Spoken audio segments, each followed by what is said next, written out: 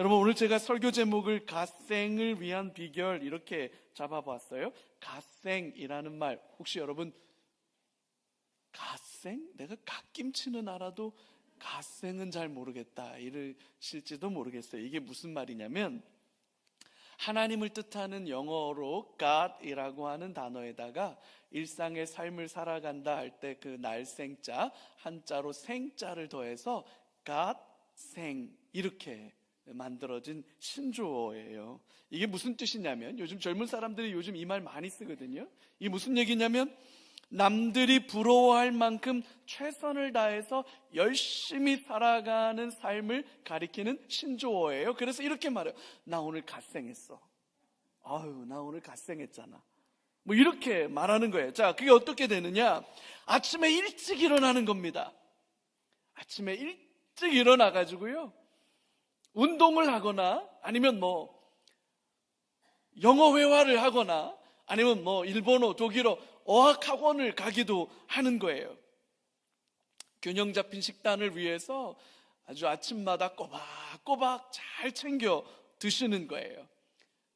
그리고는 하루를 아주 활기차고 열정적으로 사는 겁니다. 그럼 밤늦게까지 회사에 있느냐? 그렇지 않아요. 퇴근도 일찍 하는 겁니다. 일찍 퇴근해서 집에 돌아와서는 취미생활 하는 거예요. 정말로 하고 싶었던 거, 재미난 거, 그렇게 하면서 하루를 아주 알차게 보내는 거죠. 끊임없이 자신을 개발하고 새로운 것을 배우는 일에도 뒤처지지 않는 거예요. 이런 걸 갓생이라고 해요. 열심히 최선을 다해서 살아내는 삶. 조금 다르긴 하지만 이전 버전으로는 웰빙이란 말이 있어요. 웰빙. 지금 이제 웰빙, 웰빙 이러면 이제 기본적으로 연식이 저랑 비슷하다 이렇게 알 수 있고요. 저보다 조금 더 오래 계셨던 분들은 그렇게 표현하면 어렵고, 행복, 행복, 그렇게 아마 이게 뉘앙스는 조금 다르긴 해요. 그래서 어떤 때는 행복이라고 말하기도 하고, 어떤 때는 웰빙이라고 말하기도 하고, 어떤 때는 그걸 갓생이라고 말하기도 하고, 어떤 때는 그걸 워라벨이라고 얘기하기도 하고, 뭐 그래요. 조금 차이점은 있지만 그렇게 얘기할 수도 있습니다. 근데 여러분, 사실 이 모든 건 행복을 추구하는 존재로서 모든 사람들 안에 잠재되어 있는 본능 같은 게 아닐까 그렇게 생각해요. 이거는 본능이다. 사람은 누구나 행복하게 살고 싶어 합니다. 만족스러운 삶을 살고 싶어 해요. 갓생을 살고 싶어 해요. 웰빙을 살고 싶어 해요. 워라밸을 지키며 살고 싶어 해요. 문제가 뭡니까? 그렇게 바라고 간절히 원하지만 우린 좀처럼 행복하게 못 산다는 거잖아요. 내가 기대하고 바라는 것처럼 그렇게 충분히 만족스러운 삶을 살지 못한다는 거잖아요. 아니, 그렇게 원하고 바라는데 왜 그렇게 안 살아지는 걸까? 그렇게도 간절히 기대하는데 왜 우리는 그렇게 못 사는 걸까요? 뭐가 문제일까요? 왜 이게 잘 안 되는 걸까요? 이제 막 가나안 땅에 정착하며 살기 시작한 이스라엘 백성들도 지금 우리처럼 갓생, 행복한 삶을 살고 싶었을 거예요. 그들의 고민이었을 거예요. 어떻게 하면 그렇게 살 수 있을까? 행복의 기준, 웰빙의 기준, 갓생의 기준이라는 게 사람마다 조금씩 다르기는 할 거예요. 뭐 딱 똑같지는 않을 거예요. 근데 아마 그 다른 생각들 중에 공통점은 좀 있을 겁니다. 그 공통점이 뭘까? 한번 생각해 봤어요. 제일 중요한 건 뭐니 해도 머니겠죠. 경제적인 풍요로움이라고 말할 수 있을 거예요. 돈이 행복이라고 말할 수는 없어요. 이건 다 동의해요. 돈이 행복은 아니지. 근데 여러분, 행복한 삶의 조건에 물질적인 풍요로움을 배제한 채 행복한 삶을 말하는 건 더 어려워요. 넉넉하고 여유롭고 풍족한 삶이 우리는 행복을 위한 조건이다, 갓생을 위한 조건이다, 웰빙을 위한 조건이다, 아마 이렇게 말할 수 있을 겁니다. 여러분, 우리 자녀들이 좋은 대학 갔으면 하는 바람이 크지요? 한국 사회는 이게 굉장히 간절한 열망인데, 여러분, 좋은 대학의 기준이 뭡니까? 좋은 대학. 좋은 대학의 조건이 뭡니까? 좋은 대학이란 좋은 직장에 취직시킬 수 있는 학교를 말할 거예요. 그죠? 좋은 직장에 턱턱 붙는 학교야. 그러면 좋은 학교죠. 자, 그러면 좋은 직장이라는 건 뭘까요? 좋은 직장의 기준은 크게 세 개로 요약해 볼 수 있어요. 첫 번째는 연봉. 연봉 많이 주는 게 좋은 직장이에요. 두 번째는 복지. 휴가도 있고 여러 가지 복지 혜택도 좋은 거. 세 번째는 고용의 안정성이에요. 연봉도 많이 주고 복지 혜택도 좋고 고용은 안정돼서 길게 직장 생활할 수 있다. 이게 제일 좋은 직장이에요. 이게 무슨 얘기예요? 뒤집어 말하면 물질적인 풍요로움을 길고 오랫도록 누리고 싶다는 뜻이에요. 그게 좋은 직장이에요. 이런 좋은 직장에 아이들을 취직시킬 수 있는 그런 학교를 보내기 위해서 4세 고시반, 7세 고시반 이런 이야기들을 하는 거잖아요. 여러분, 무슨 인류의 복지에 이바지하고 인류 번영에 이바지할 학교가 좋은 학교라고 생각하십니까? 아무도 그렇게 생각 안 해요. 경제적으로 넉넉하고 풍요로워서 사고 싶은 거 마음대로 사고 하고 싶은 거 마음껏 하며 살 수 있으면 얼마나 좋을까요? 사고 싶은 거 사는데 돈 걱정 안 해도 돼. 하고 싶은 거 마음껏 하고 사는데 돈 걱정 안 해도 돼. 여러분, 생각만 해도 너무 좋지 않아요? 너무너무 행복한 일이에요. 행복은 물질적 풍요로움에서 온다. 이건 성경 창세기 1장 1절 같아요. 또 다른 조건을 한번 생각해 볼까요? 아마 재미와 즐거움이라고 할 수 있을 거예요. 이 재미와 즐거움은 인문학을 하는 사람들은 이걸 쾌락이라고 불러요. 근데 이 쾌락이라고 말하면 조금 부정적인 뉘앙스가 너무 강해서 보통 사람들은 이걸 그냥 즐거움, 재미 이렇게 표현해 보면 좋을 것 같아요. 사람들은 어떨 때 즐거워하고 어떤 것을 재미있어 할까? 사람들이 정말 즐거워하고 재미있어 하는 것들이 많이 있죠. 춤과 음악이에요. 오페라, 뮤지컬, 대중 가수들의 멋진 콘서트. 아마 여기 계신 우리 권사님, 집사님들 중에 임영웅 콘서트에 1열에서 직관한다. 이러면 여러분 기분이 좋으시겠어요? 슬프시겠어요? 멋진 공연에 아이고 뭔 트로트냐, 나는 좀 고상하게 오페라를 즐긴다. 여러분, 오페라는 웬만한 공연은 R석이 30만 원 혹은 100만 원까지도 가요. 그만큼 사람들은 그걸 즐거워하고 그걸 원해요. 영화, 콘서트, 스포츠, 사람들이 영광하는 것들입니다. 왜요? 재밌으니까요. 즐거우니까요. 그게 행복을 가져다 준다고 생각하니까요. 맛있는 음식은 또 어떻습니까? 먹는 즐거움이야말로 빼놓을 수 없죠. 아름다운 시, 말로는 다 표현할 수 없는 이색적인 풍광. 그래서 사람들은 여행에 얼마나 많은 수고와 애를 씁니까? 남녀 간의 사랑, 이런 것도 빼놓을 수 없죠. 어떤 면에서 경제적인 풍요로움은 즐거움과 재미를 제한 없이 마음껏 구매하기 위한 수단일 거예요. 그래서 재미와 즐거움을 추구하고 살아요. 재미가 있어야 하죠. 즐거움이 있어야 하죠. 어제 청소를 마치고 점심을 잡수실 때 우리 청년들이, 수고한 청년들이 좀 늦게 올라왔어요. 근데 청년들이 울라고 하더라고요. 목사님, 고기가 다 떨어졌어요. 이러고 비빔면만 들고 오는 거예요. 그래서 아이 뭔 소리냐, 오늘 고기 엄청 많이 시켰는데. 그래가지고 제가 이거 어떻게 됐냐래요. 그랬더니 고기가 떨어져서 고기를 가지러 갔대요. 근데 우리 청년들의 표정이 세상 망한 것 같은 표정을 짓고 있는 거예요. 그래서 제가 이거 얼른 빨리 가지고 오라고 그래서 이제 고기가 왔어요. 그랬더니 막 청년들이 접시에다가 이만큼 고기를 담고 왔는데 비로소 웃더라고요. 즐거움이에요. 그래서 얼마나 즐거워요. 성도들 같이 모여서 청소하고 하고 맛있는 거 먹고 비빔국수랑 고기랑 먹고 성도들 같이 교제하고 얼마나 행복해요. 즐거우니까, 재밌으니까 우린 그걸 행복이라고 말하거든요.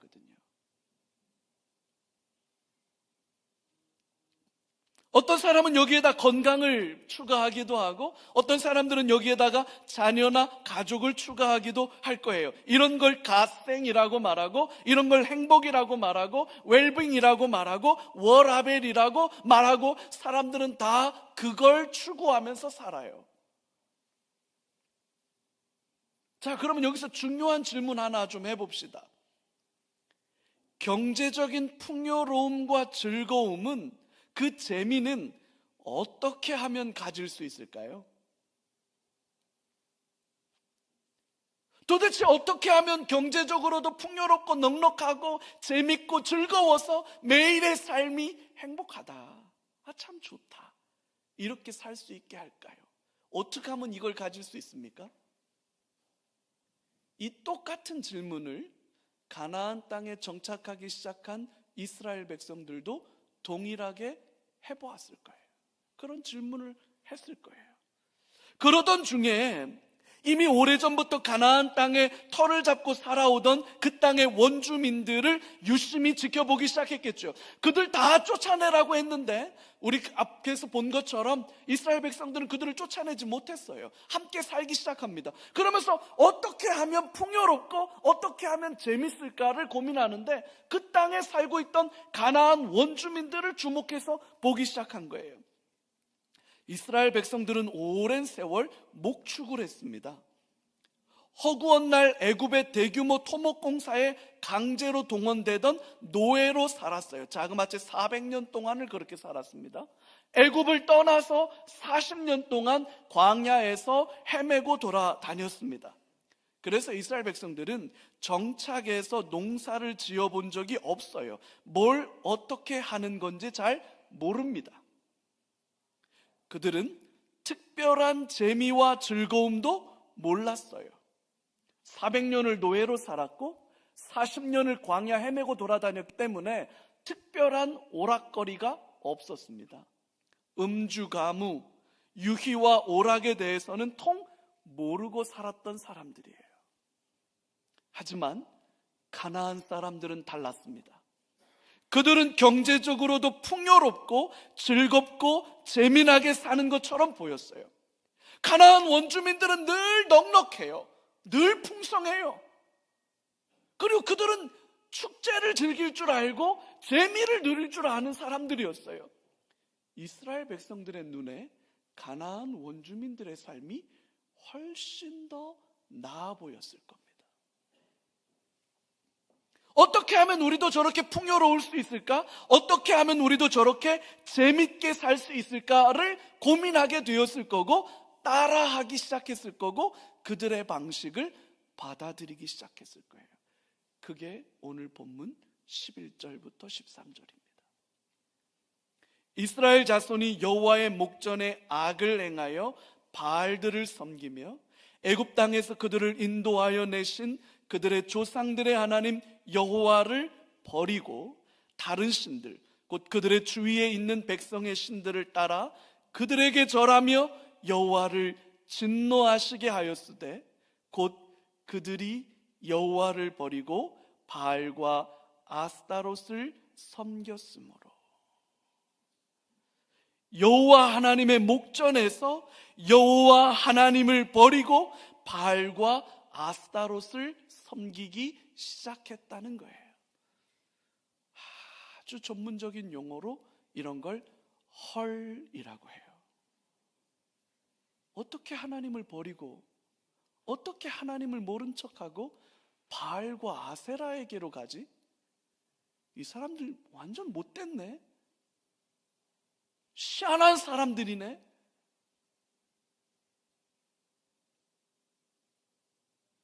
이들은 왜 여호와 하나님을 버리고 바알과 아세라를 따라가기 시작했을까요? 풍요와 즐거움에 매료되었기 때문일 겁니다. 바알은 농업의 신으로 풍요를 보장하는 신이라고 생각했어요. 비와 폭풍을 관장한다고 믿었죠. 여러분, 우리말에도 천수답이라고 해요. 천수답. 하늘에서 비가 내리는 것 말고는 농사지을 길이 없는 그런 논밭을 천수답이라고 합니다. 건조한 사막에서 농사짓고 사으려면 하늘에서 내리는 비가 절대적으로 필요해요. 누가 비를 내립니까? 바알이 비를 내린다고 생각했어요. 건기와 우기를 구분할 줄 알아야 씨를 뿌리고 작물이 생육하고 추수할 때를 분별할 수 있는데, 이 모든 건 다 바알 신이 주관하는 농업의 신이자 폭풍과 비의 신인 바알이 하는 일이라고 생각했어요. 뿐만 아니라 아스타롯이라고도 하고 다른 곳에는 아세라라고도 하는데, 아스타롯, 아세라 같기도 하고 조금은 다르기도 해요. 지방마다 조금씩 달라서. 바알의 아내예요. 풍요와 다산을 의미하는 여신입니다. 그래서 바알은 농사를 짓게 하는 신이고, 그의 아내인 아스타롯이라고 하는 여신은 자녀들을 많이 낳게 하는 다산의 신이에요. 남편 신과 아내 신이 필연적으로 다산을 만들어내려면 성적으로 결합하는 수밖에 없어요. 그래서 이들의 축제에는 남자 신을 대표하는 사람들과 여자 신을 대표하는 사람들이 성적으로 관계를 맺는 것으로, 그게 일종의 종교의식이었어요. 이게 너무너무 중요한 거예요. 그래야 비로소 풍요가 일어나고, 그래야 비로소 다산이 일어나고 재미와 즐거움이 일어나는 거예요. 그 축제에 가면 술과 음악과 춤과 성적인 즐거움이 넘쳐나는 것이었어요. 그러니까 갓생을 살고 싶은 이스라엘 백성들의 마음을 빼앗기에는 너무나도 충분했죠. 아니, 어쩌면 여러분, 정직하게 말해서 물질적인 풍요로움도 보장해주고 재미와 즐거움까지 충분히 보장해준다면, 여러분, 이것이야말로 오늘 이 시대를 살아가는 저와 여러분들의 마음을 빼앗아가는 이 땅의 우상들 아닙니까? 여러분, 물질적인 풍요를 갈망하지 않는 사람이 어디 있겠습니까? 여러분, 돈 싫어할 사람이 어디 있겠어요? 부자 되세요. 여러분, 이 말이 좋아요. 예배를 회복하세요. 이 말이 좋아요. 뭐가 더 은혜가 되고 감격이 돼요? 예배를 회복하라. 삶이 변화될 것이다. 그래, 목사는 그런 얘기 하겠지 뭐. 그래, 너나 잘 예배하세요. 근데 부자 되세요 이러면 아멘, 할렐루야. 그게 딱 내 스타일입니다. 여러분, 어떤 말에 더 우리는 마음이 움직여요?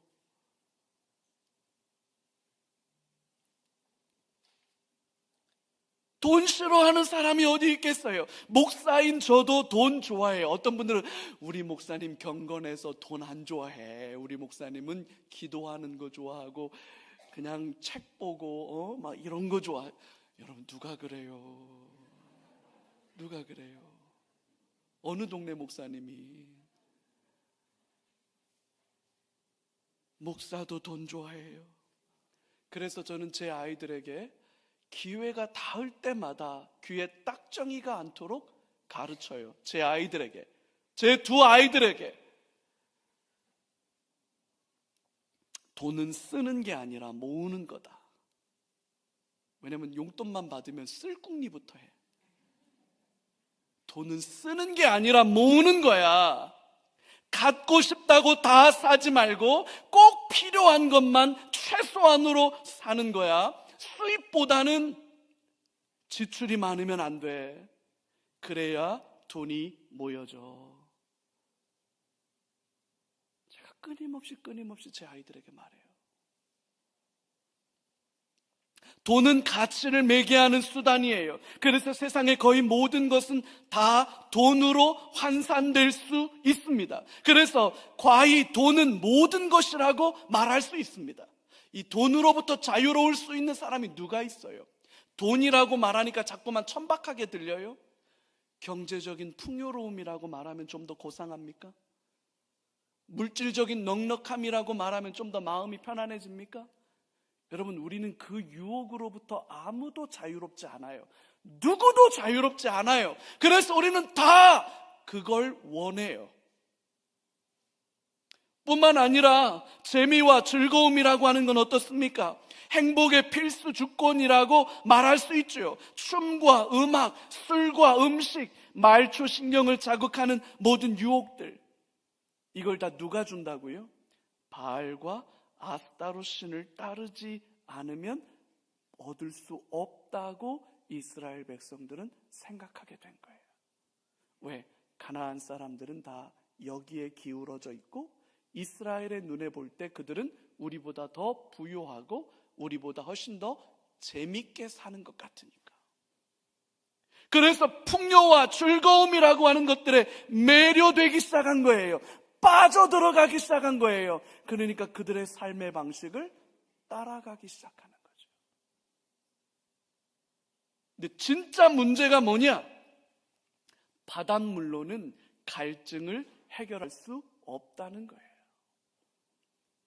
인생의 본질적인 문제가 바로 여기에 있습니다. 물질적인 풍요가, 재미와 즐거움이 진정한 행복을 가져다 주는 건 아니라는 거예요.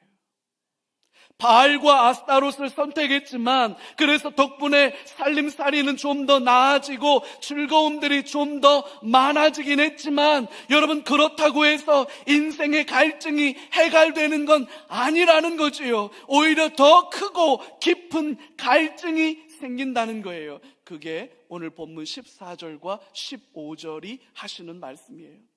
여호와께서 이스라엘에게 진노하사 노략하는 자의 손에 넘겨주시며 그들이 노략을 당하게 하시며 또 주위에 있는 모든 대적의 손에 팔아 넘기심에 그들이 다시는 대적을 당하지 못하였으며 그들이 어디로 가든지 여호와의 손이 그들에게 재앙을 내리시니 곧 여호와께서 말씀하신 것과 같고 여호와께서 그들에게 맹세하신 것과 같아서 그들의 괴로움이 심하였더라.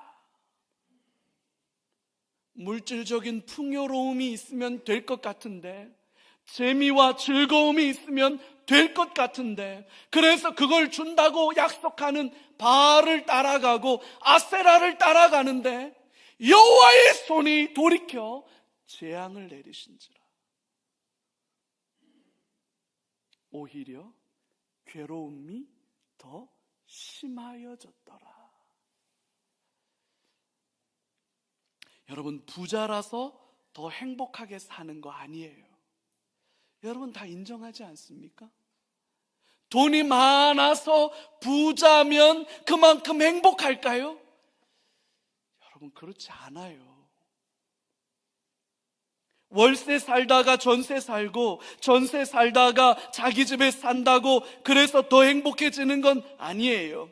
삼겹살 먹다가 소고기 먹는다고 그만큼 더 행복해지는 것도 아닙니다. 순간의 만족과 즐거움은 생길 수 있어요. 하지만 그걸 행복이라고 말할 수는 없는 겁니다. 왜냐하면 인생의 본질적인 갈증이 그것으로는 해결되지 않기 때문이죠. 제 아무리 목이 말라서 타는 갈증에 죽어간다 할지라도 절대로 바닷물을 퍼서 먹어서는 안 되는 겁니다. 왜냐하면 바닷물로는 갈증이 해소되지 않기 때문이에요. 생수를 먹어야 살지 바닷물 먹으면 더 큰 갈증에 시달리다가 결국은 죽는 겁니다. 여호와 하나님을 버리고 풍요와 즐거움을 선택했지만 여러분, 바로 그게 사사기가 말하는 우리 삶의 비극의 출발점이라는 거예요. 풍요를 선택하고 즐거움을 선택하기 위해서 바알과 아스타롯을 선택했던 거거든요. 그러면 만족할 것 같아서, 그러면 갓생 살고, 그러면 행복할 것 같아서, 그래서 바알 앞에 엎드렸잖아요. 그래서 아스타롯 앞에 엎드렸잖아요. 결과가 뭡니까? 정말로 거기에 행복이 있습니까? 여러분, 거기에 인생의 갈증을 해결할 길이 없어요. 생수의 근원이 되시는 여호와 하나님을 버리고 바알과 아세라가 주는 바닷물을 마시기 시작하면 여러분, 절대로 그것으로 인생의 목마름이 해결되지 않는데, 안타깝게도 이스라엘은 그 길을 선택하고 말았어요. 자, 여러분, 그럼 어쩌란 말이냐? 결국 이 둘 사이의 하나입니다. 사사를 통해서 하나님이 이스라엘을 구원해 주시는 하나님의 은총 안에 설 것인가, 아니면 더 큰 불순종에 빠질 것인가? 풍요와 즐거움이 넘치는 것보다 훨씬 더 큰 괴로움이 이스라엘을 덮쳐왔습니다. 은혜와 자비와 긍휼을 베푸시던 여호와의 손이 돌이켜 재앙을 내리기 시작했습니다. 하나님과 원수가 된 채로 평안하고 행복할 수는 없는 거죠. 괴로움이 마르지 않는 눈물이 되었고, 탄식이 되었고, 절규가 되었어요. 그래서 이스라엘은 하나님 앞에 부르짖을 수밖에 없는 상황이 되었습니다. 그래서 그들의 괴로움이 더 심해졌다, 이렇게 본문은 우리에게 말하고 있어요. 자, 여러분, 여기서 한 가지만 더 생각해 봐요. 배고프지만 한 번만 더 뇌를 움직여서 생각해 봐요. 여러분, 일이 여기까지 오면 진짜로 괴로운 건 누굴까요? 진짜로 괴롭고 못 견디게 아픈 건 누굴까요? 지금은 그런 일 없습니다. 예전에 우리 아이들이 어렸을 때 이놈의 자식들이 때로 이렇게 좀 뻗팅길 때가 있잖아요. 속상하게 하고 뭐 말 안 듣고 제멋대로 하겠다고 그러면 제 안사람이 혹은 제가, 너 밥 먹지 마, 밥 먹지 마, 그러면 어떻게 해야 돼요? 어머니 죄송합니다, 밥을 먹을 수 있는 기회를 주십시오. 제가 다시는 그렇게 하지 않겠습니다. 이렇게 나와야 되는데 이놈 새끼들도 안 먹어 이러고 지방 들어가도 문 탁 닫고 들어가죠. 그 밥 안 먹어, 밥 안 먹고 막 안 먹어. 자, 여러분, 질문. 그렇게 밥 안 먹고 들어가 버리면 누가 속상해요? 1번 자식, 2번 부모. 누가 속상해요? 근데 여러분, 밥 안 먹어서 배고픈 건 누구예요?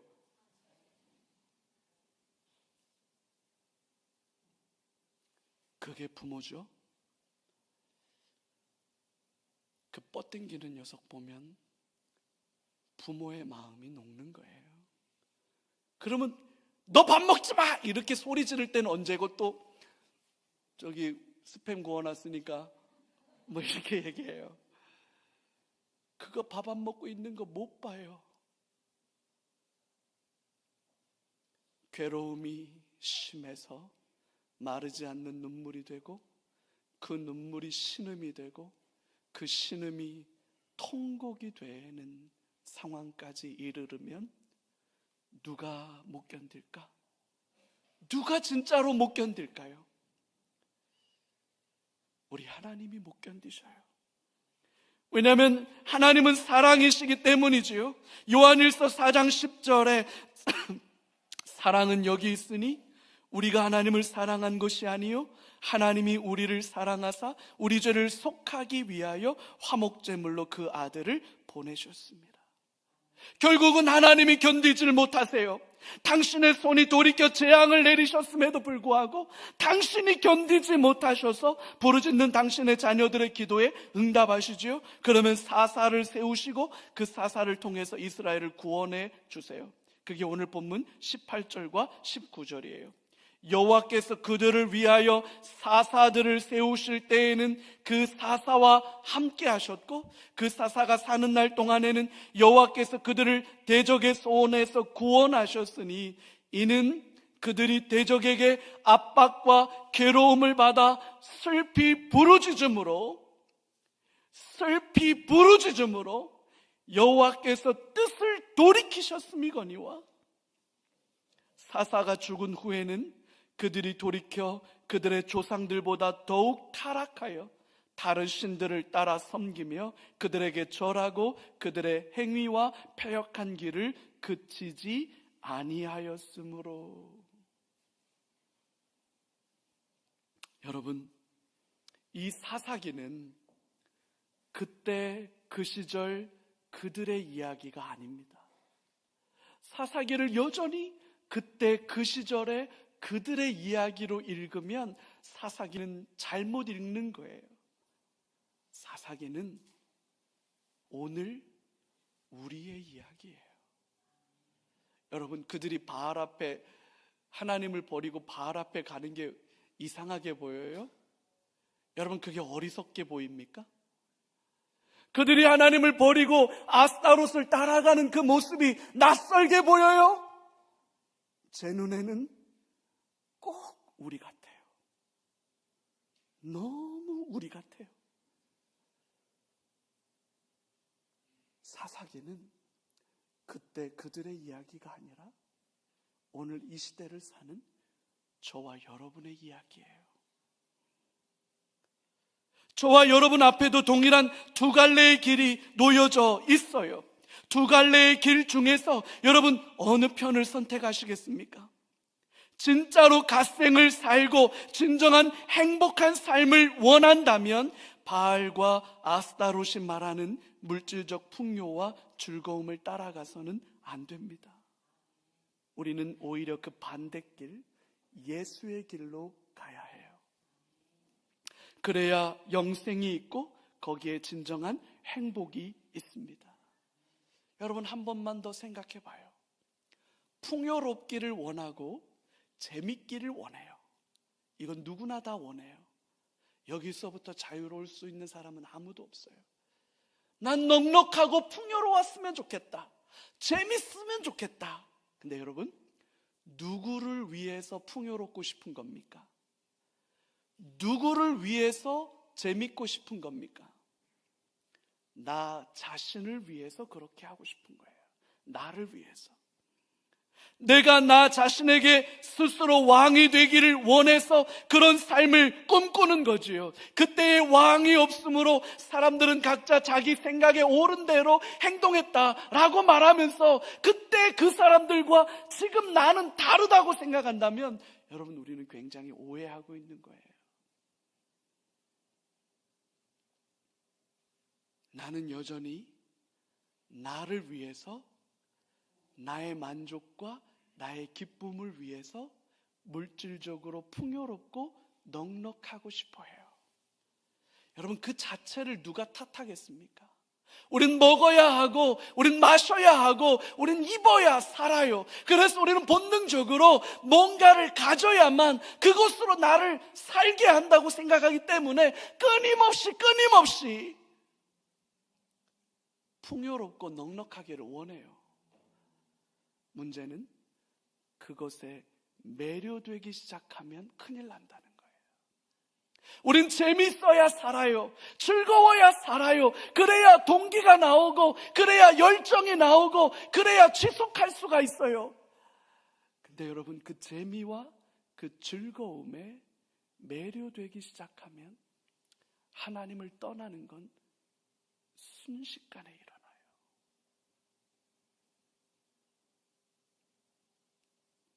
결국 풍요와 즐거움을 위해서 나는 나의 신 바알과 아스타롯을 따라갈 것이냐? 아니면 풍요도 중요하고 재미와 즐거움도 중요하지만 내게는 내 주 예수 그리스도가 더 귀하다. 내 주님 걸어가신 십자가의 길이 더 소중하다.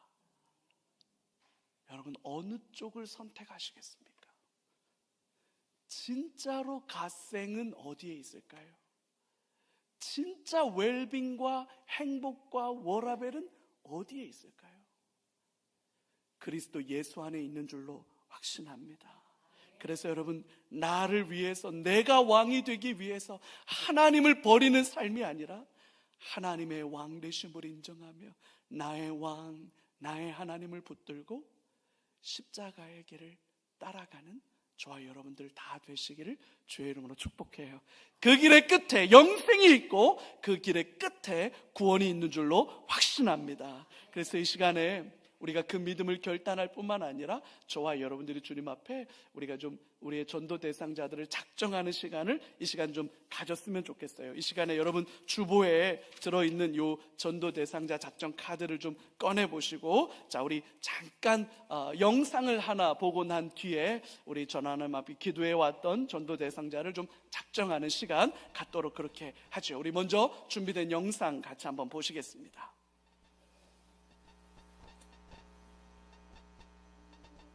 우리 안에도 잃어버린 자식들이 얼마나 많습니까? 아버지의 마음에 피눈물 흐르게 하는 사람들, 우리가 다시 복음으로 다시 찾아와야 할 동생들 얼마나 많습니까? 아버지가 싫어서 먼 나라로 떠나버린 사람들, 아버지에게로 할 수만 있으면 도망가려고 하는 사람들 얼마나 많습니까? 못난 사람들이고 부족한 사람들이지요. 그러면 우리가 할 일은 뭘까요? 우리가 할 일은, 때를 얻든지 못 얻든지 저와 여러분들은 복음의 증인으로 살아야 합니다. 또 작정하자고 그러면 또 써냈던 사람들 또 써내요. 괜찮아요. 또 쓰면 어때? 10년째 쓰면 어때? 10년째 기도하는 걸 제발 살려주십시오 하나님. 제발 주님 앞에 돌아오게 해주십시오 하나님.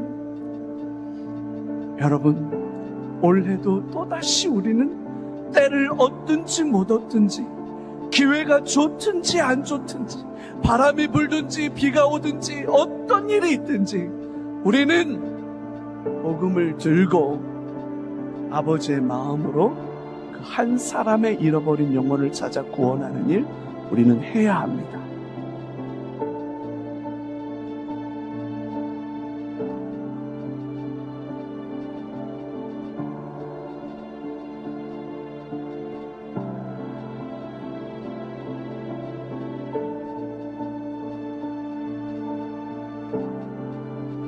우리 세 가지 기도 제목 같이 선포하면서 같이 한번 기도의 자리로 같이 나아가시고, 첫 번째 기도 제목 같이 할까요? 세상의 풍요와 즐거움을 따라가지 않도록 지켜주옵소서. 아멘.